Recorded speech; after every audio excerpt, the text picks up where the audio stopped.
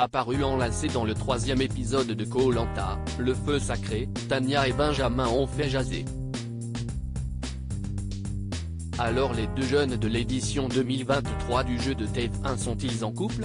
L'aventurière fait le point. De Koh-Lanta, le feu sacré à l'île de la Tentation?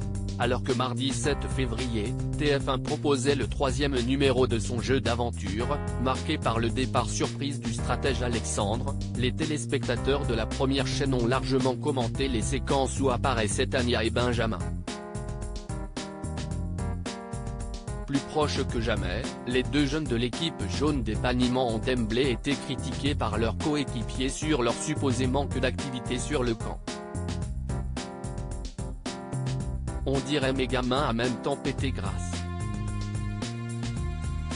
Quelques instants plus tard, on les découvrait tous deux endormis enlacés dans les bras l'un de l'autre. De quoi, évidemment, faire jaser le public.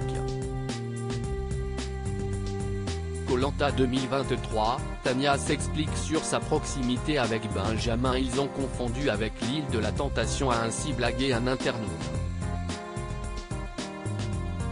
Surtout que lors de l'épreuve d'immunité, les deux Benjamins de la saison du feu sacré sont encore apparus inséparables avec des gestes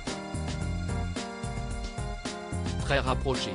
Oui mais voilà, Tania, sur la sellette de par sa proximité avec Rudy, a tenu à apporter quelques explications. Contactée par Télé Loisirs, l'aventurière nous a en effet informé d'un problème de santé qui lui compliquait la vie durant les nuits sur Koh-Lanta. Les nuits y sont très dures. D'autant plus que j'ai le syndrome de Raynaud, c'est-à-dire une très mauvaise circulation du sang. Voilà pourquoi je dors collé à Benjamin, pour garder au maximum la chaleur humaine. Point de nous révéler qu'elle faisait de même avec Esteban et Rudy en début d'aventure. Koh-Lanta, le feu sacré, Tania et Benjamin complices. Mais isolée mais au-delà de ce souci de santé, Tania est clairement proche de Benjamin et l'assume. Et pour cause, on est devenus alliés dès nos premiers instants dans la tribu jaune. À part lui, personne ne m'a intégré à l'équipe et ne cesse d'intéresser à moi. Quentin, Laura, Clémence ou Frédéric ne connaissaient de moi que mon prénom.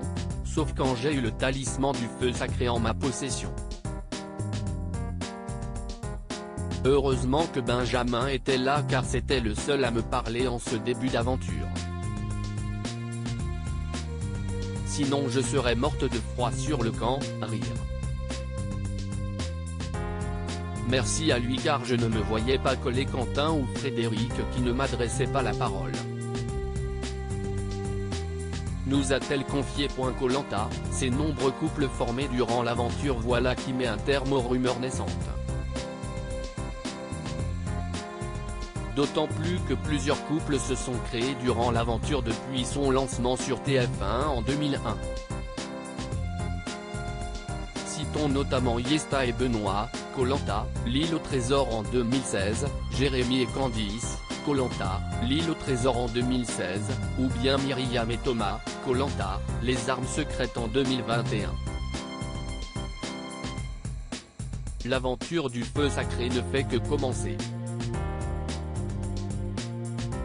À lire aussi c'est nul, laissez-les tranquilles. Les fans de Koh-Lanta déçus en découvrant le twist du prochain épisode.